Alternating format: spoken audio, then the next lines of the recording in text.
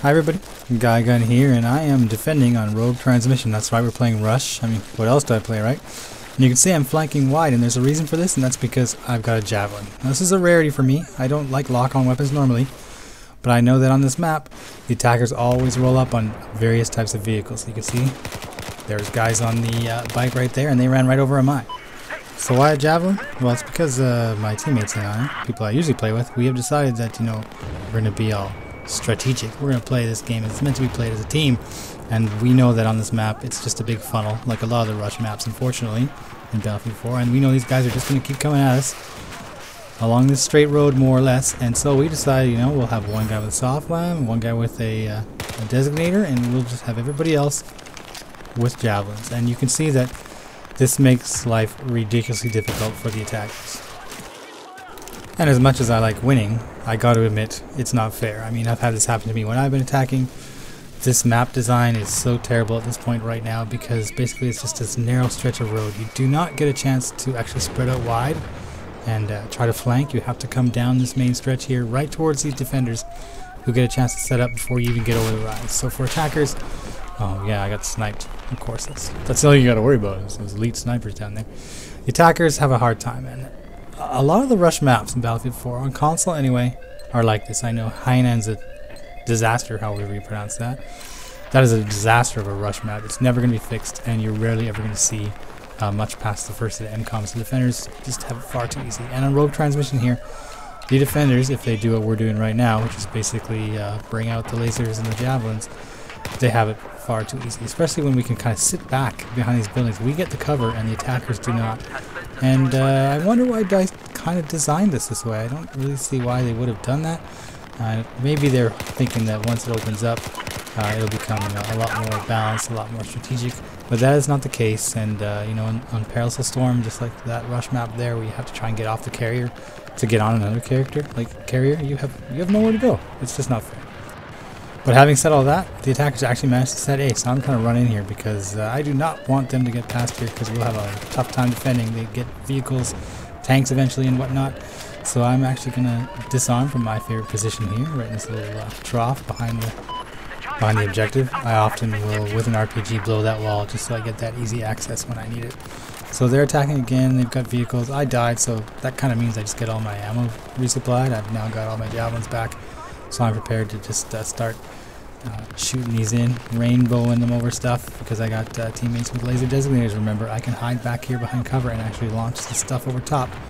Now it looks like the attackers are kind of frustrated. They're actually starting to bring mortars in, which, you know, I don't blame them one bit. They should be doing that. They should be trying to get us out of here.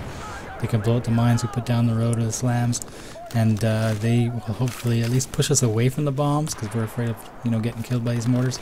But unfortunately, this mortar guy is incredibly inaccurate, or else he's just too close and getting shot at as he's trying to mortar us because he's not doing much damage.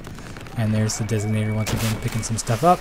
I still do that habit from Battlefield 3 of raising up to get the top-down attack, and it is kind of cool watching the smoke trail, just these things arching in over top and dropping right down onto a vehicle you can't even see. It is kind of cool to watch. So do I like winning like this? Not at all. Here comes some more mortars. I don't like it at all. I mean, I feel it's cheap. You know, I don't have to put in a lot of effort. There's not a lot of skill required, let's face it, when it comes to lock-on weapons. You know, it's not necessarily a challenge for me. And while it is effective, you know, it's not even playing field, I think. And I'm well aware of the effectiveness of them in real life, of course. I mean, the military makes sure they take the soldier as much out of the equation as possible and make sure everything's, you know, automatic.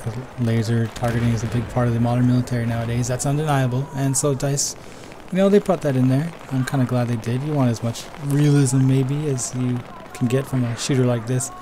But if they're going to do that and they're going to, you know, make these laser designated weapons, and there's a lot of them now, the SRA and the MPT Law and Javelin, they're going to bring in all these laser designated weapons and give the recons the ability to carry 2 laser designators. They need to be sure that they have these maps laid out properly, and unfortunately that is just not the case with Battlefield 4. And I gotta say, after playing this, you know, when I first played it and I was getting my ass handed to me as an attacker, I thought, you know, I just gotta learn the game. I gotta learn the maps, I gotta learn the weapons, I just gotta, you know, get back into the groove that I developed in Battlefield 3, because it is a little bit of a different game, and that's just not the case for me. Like, I think I know the game now. I think I know the weapons now. I do very well with them, but it doesn't mean I'm going to win the game. Even if I go in with my best equipment and my teammates and we're all on mics and we are coordinating attacks, the chances of us winning a rush game on maps like these are slim to none. Like, we usually get it handed to us quite often. Unfortunately, a patch for the PlayStation 3 is a long way off. We're not going to see it until, I guess, the next set of DLC, which we now know has been postponed until they get their crap sorted out with all the problems this game's had. But I don't anticipate that happening anytime soon, so it looks like we're going to be stuck playing these kind of games on the PlayStation 3 and the PC and the Xbox and the PlayStation 4 and the Xbox One.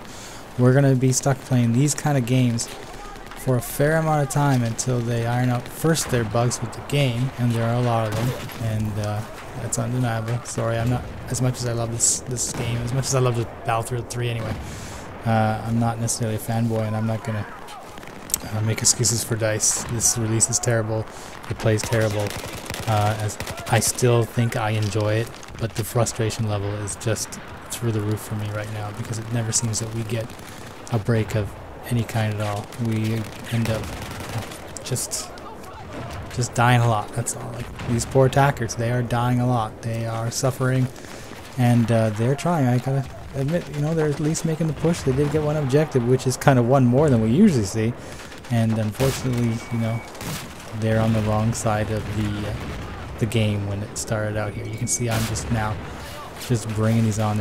They're rainbow. They are running out of tickets, so now they're just forcing the issue, which just makes matters worse. And you know, we're gonna finish this game. We're gonna have high scores.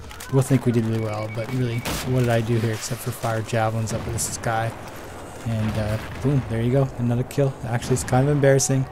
I love the free fire weapons because it allows me to be ready for anything. If there's helicopters in the maps, you know, if there's jets, I've been known to get a few shots off on those things. But I can run Javelin now in a lot of these rush maps simply because I know that it's only going to have bikes and quads and an occasional tank. It's just not balanced.